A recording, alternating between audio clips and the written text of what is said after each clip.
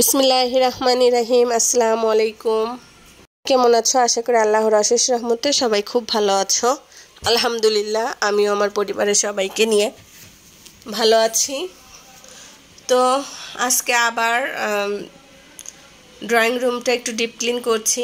আর এগুলোও কিন্তু আমার 1 মাস পর পরই ক্লিন করা লাগে, কেননা সুপার নিচে অনেক ময়লা চলে যায় আর এগুলো তো প্রতিদিন পরিষ্কার করা সম্ভব না, সেই জন্য 1 মাস পর পরে আমি এভাবে ডিপ ক্লিন করে নিই। তো সুপার কাভারগুলো খুলে রেখেছি, এগুলো ওয়াশ করতে দিয়েছি। আর এদিকে সুপারটা একটু ঝেড়ে নিচ্ছি। তো এই কোনায় অনেক ময়লা হয়েছে, ধুলাবালি হয়েছে, আর এই ধুলাবালি তো নিয়মিত পরিষ্কার না করলেই নয়। তো এগুলো এখন একটু ক্লিন করে নিব। তো ভিডিওটি সবাই দেখতে থাকো আর অবশ্যই একটা লাইক দিয়ে ভিডিওটি দেখা শুরু করবে। আশা করি তোমাদের সকলেরই ভালো লাগবে। আর আমার যে সকল আপু সুন্দর সুন্দর মিষ্টি মিষ্টি কমেন্টস করো, তাদের জন্য আমার পক্ষ থেকে অনেক অনেক ভালোবাসা ও অনেক দোয়া রইল।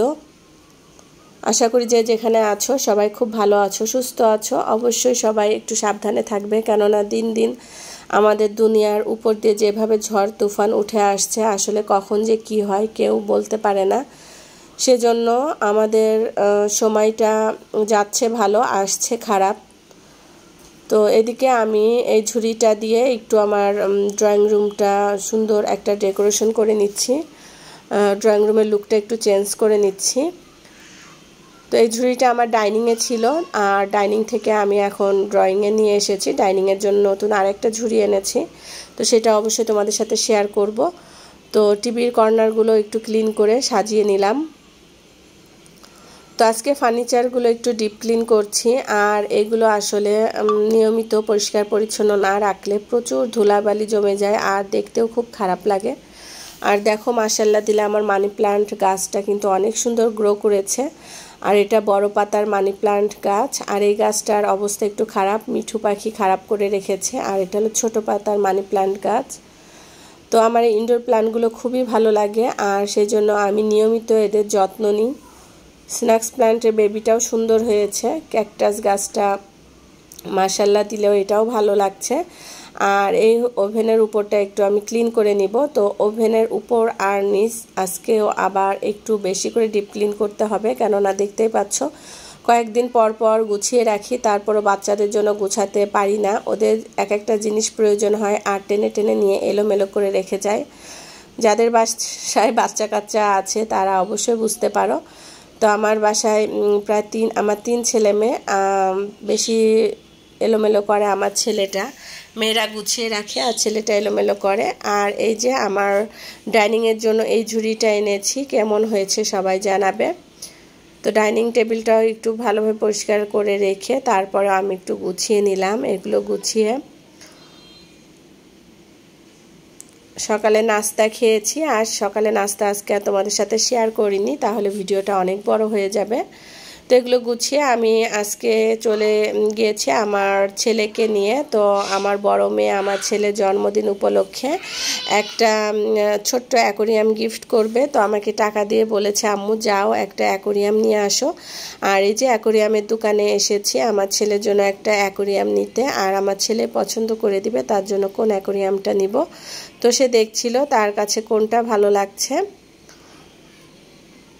একটা অ্যাকোরিয়াম আর ছোট্ট একটা মাছ নিয়ে যাব অ্যাকোরিয়ামে। তো সে ঘুরে ঘুরে দেখছিল। তো আমি বলছি, বাবা ছোট অ্যাকোরিয়াম নাও, তোমার আপু বলেছে ছোট অ্যাকোরিয়াম গিফট করবে তোমাকে। আর বাসায় যেহেতু জায়গা নেই, ছোট ছাড়া বড় অ্যাকোরিয়াম নিতে পারবো না।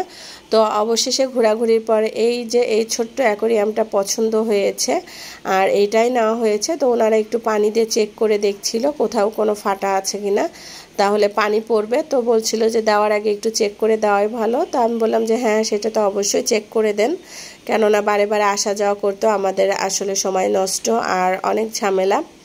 তো ওনারা কিছু পাথর দিয়ে দিচ্ছিল অ্যাকোরিয়ামের সাথে। ছেলের জন্মদিনের গিফট বোনদের কাছ থেকে আগে আগেই নিয়ে নিয়েছে। তো এই যে আমার আয়শা দিয়েছে এই খেলনাটা দিয়েছে, আয়শায় পাজেলটা দিয়েছে, আর অ্যাকোরিয়ামটা দিয়েছে তাজি, আর আমি তো দিয়েছি টিয়া পাখি। তো তোমাদের ভাইয়ার গিফট এখনও বাকি। তো এই যে এই অ্যাকোরিয়ামটা এনেছি, সাথে ছোট্ট একটা গাছ আনা হয়েছে আর একটা ছোট্ট মাছ এনেছি। তো এই ঝুড়িটা এনেছিলাম আরএফএল থেকে, আর আরএফএলেরও ভিডিও করা হয়েছে, সেই ভিডিও আর আজকে তোমাদের সাথে শেয়ার করব না, ইনশাল্লাহ পরবর্তীতে শেয়ার করব, ভিডিওটা অনেক বড় হয়ে যাবে। তো এই ঝুড়িটা এনেছি, আর এই টুকটাক ছোট কিছু কেনাকাটা করেছি, আমার ছেলের জন্যই কেনাকাটা করা হয়েছে। তো আমার ছেলে তো পাজেলটা পেয়ে খুবই খুশি, তার খুবই পছন্দের দুটো গিফট তার দুই বোন গিফট করেছে। আর এই যে সেই দৌড়ানো মেশিন দিয়ে এভাবেই খেলে। আমি এখন আবার আমার বড় মেয়েকে নিয়ে ওর ব্যাচে দিয়ে আসতে যাচ্ছি, ওর আজকে ব্যাচ আছে, তো ব্যাচে দিয়ে এসে দুপুরে রান্না বাড়া শুরু করব।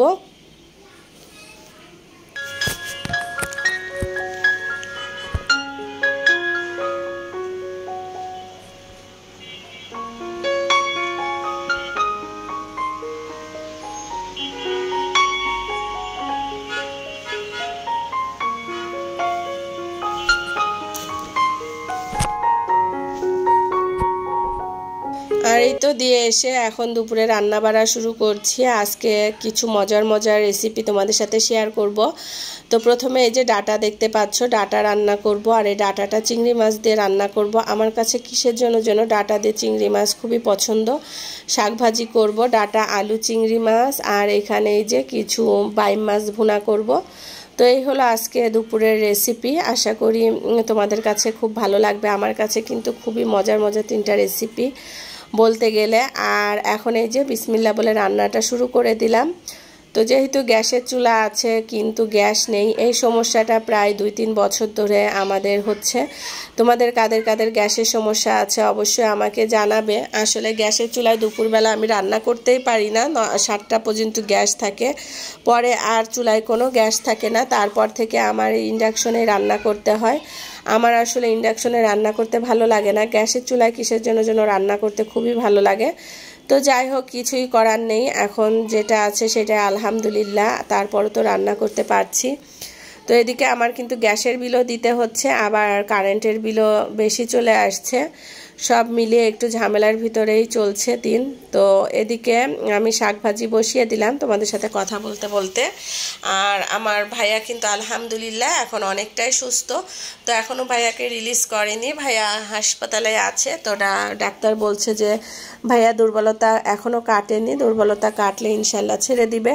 তো টুইনরা তো প্রতিদিন বাবার কাছে যাওয়ার জন্য কান্নাকাটি করে, ওদেরকে মাঝে সাঝে ওর বাবার কাছ থেকে কাছে নিয়ে যাওয়া হয়। আর ওরা দুজন আমার বাসায় আছে, ওরা আমার বাসায় থাকে, ফুপির বাসায় থাকতে ওদের খুবই ভালো লাগে। ইনশাল্লাহ পরবর্তী ভিডিওতে তোমাদের সাথে শেয়ার করব। তো আমার এদিকে কিন্তু শাক ভাজি করা কমপ্লিট হয়ে গিয়েছে। তো এখন আমি ডাটার তরকারিটা রান্না করব। তো এখানে পেঁয়াজ ভাজি করে তারপরে কিছু রসুন, হলুদ পাউডার, মরিচ পাউডার, ধনে জিরা পাউডার, স্বাদ মতো লবণ দিয়ে মশলাটা কষিয়ে নিব। মশলা কষানোর পরে এখানে আমি যে চিংড়ি মাছ রেখেছিলাম, চিংড়ি মাছটা দিয়ে আরও কিছুক্ষণ মশলার সাথে কষিয়ে নিব। আর এই তো আমার মশলার সাথে চিংড়ি মাছ কষানো কমপ্লিট হয়ে এসেছে।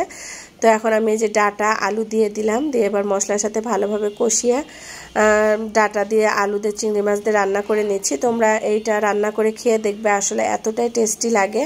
এরকম খাবার যদি টেবিলে থাকে তাহলে কিন্তু মানুষের মোটা হতে বেশি সময় লাগবে না, খুব দ্রুতই মোটা হয়ে যাবে।